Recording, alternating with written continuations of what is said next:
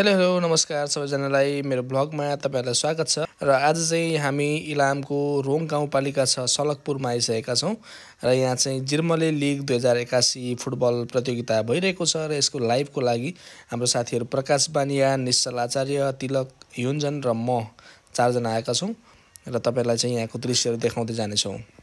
इलामको wrong गाउँपालिकामा छौं यो सलकपुरमा। यो आज चाहिँ हामी यहाँ फुटबल दोस्रो जिर्मले फुटबल लिग 2081 सञ्चालन भइरहेछ हैन। अब अन्तिमतिर पनि आउँदै छौं। अब यहाँ रमाइलो छ, जस फुटबलको एउटा महाकुम्भ जस्तो चलिरहेको छ यहाँ हैन। यो सलकपुरमा चाहिँ तपाईको सुन्तलाको मात्रै राजधानी नभएर यहाँ चाहिँ खेलाडीको पनि राजधानीको रूपमा चाहिँ विकास गर्नका लागि यो फुटबल लिगको आयोजना गरिएको छ। स्टे अन, हामीलाई हेर्नु होला। अनि सन सिटी फुटबल क्लबको अफिसियल फेसबुक पेजबाट हामी केही क्षण पछाडि चाहिँ लाइभ प्रत्यक्ष प्रसारणमा आउनेछौँ। खेलको मजा लिनु होला, हौसला प्रदान गर्नु होला खेलाडीहरुका लागि भन्दै एउटा दुई शब्द यही। यसैगरी हाम्रा फुटबलका एकदम खतरा कमेन्टेटर मिस्टर निश्चल आचार्यजी हुनुहुन्छ। निश्चल दाइ, तपाईको के छ यसमा? धन्यवाद सृजनजी। प्रकाशजीले भनिसक्नुभयो, दोस्रो जिर्मले लिग चाहिँ सञ्चालन भइरहेछ। रोङ गाउँपालिका वडा नम्बर 6 को आयोजनामा भएको यो लिग हो। होम एन्ड अवेको अवधारणामा यो विभिन्न मैदानमा भइरहेछ। यसै क्रममा आज हामी मोतीराम माध्यमिक विद्यालयको यो खेल मैदान सलकपुरमा छौँ र यो चाहिँ एउटा यस्तो ठाउँ छ कि यो नेपाल इलाम नजिकै हामी छिमेकी राष्ट्र भारत यहाँदेखि मजाले देख्न सकिरहेछौँ।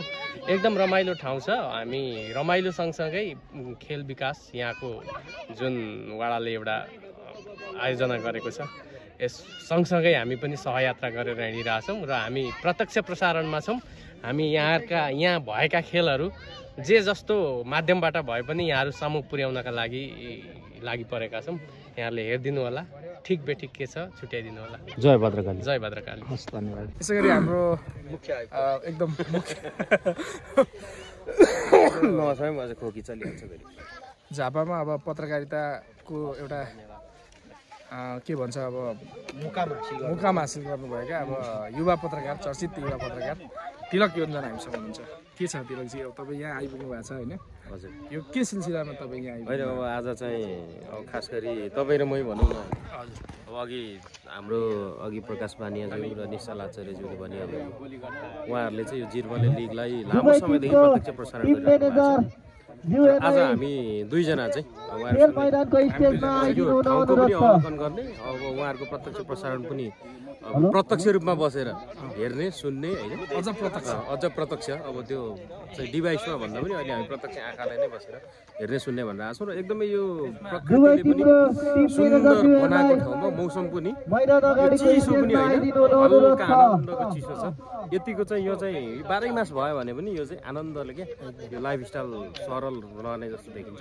र सेभिल साइडको मैदान रहेछ एकदमै। यहाँ अब हामी खेल हेर्नका लागि उत्सुक छौँ। र हामी रोङ 6 इलाममा छ। यतिखेर फुटबल खेल सुरु हुन गइरहेको छ। आज कुन पहिलो खेलमा कुन भने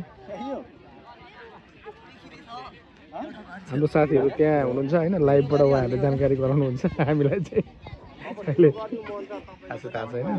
अतिथिको आसनमा गरौँ न अनि गर्ने। हाम्रो निश्चल आचार्य र प्रकाश बानिया लाइभमा तयार।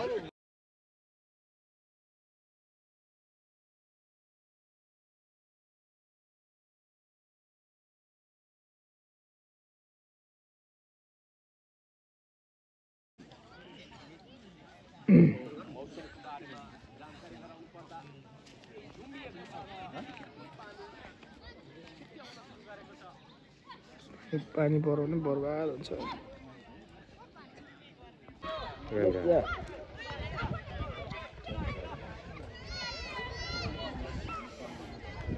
खाना पाइ भिज्नु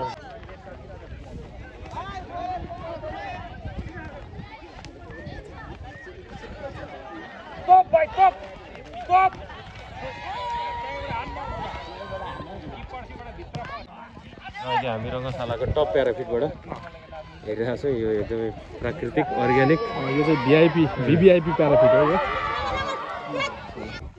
होइन। यहाँ चाहिँ हाम्रो चटपटे खाने होइन। पटेको पनि व्यवस्था रहेछ यहाँ खानु लाग्दैछौँ एकदम पानी छिट्याएर चाहिँ चिसो चिसो भएको छ घरमा गर्मी थियो त्यही गर्मी सम्झेर चाहिँ होइन आइयो चैत लाग्न लागेको छ अहिले भाइ र म छौँ हल्का चिसो भएकोले गर्दा पानी पनि छिट्याउँदैछ यसरी टाउको भिजाउनुभन्दा यसरी जोगाउन अलिक बेटर हुन्छ कि जस्तो लागेर नि अब लिन सके भ्लगमा चाहिँ भ्लगमा भनेको छ केटाकेटी कराएको पोजवाला होइन क्या त्यहाँ त नि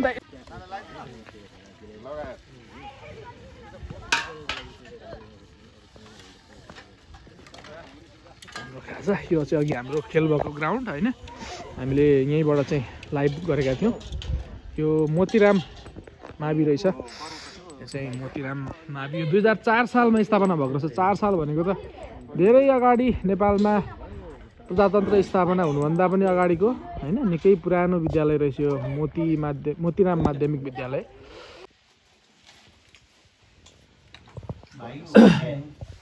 मेरो चाहिँ अर्जुन धारा दापा पहिले हजुर बलदेव दाईको बलदेव दाई मेयर हुनुहुन्छ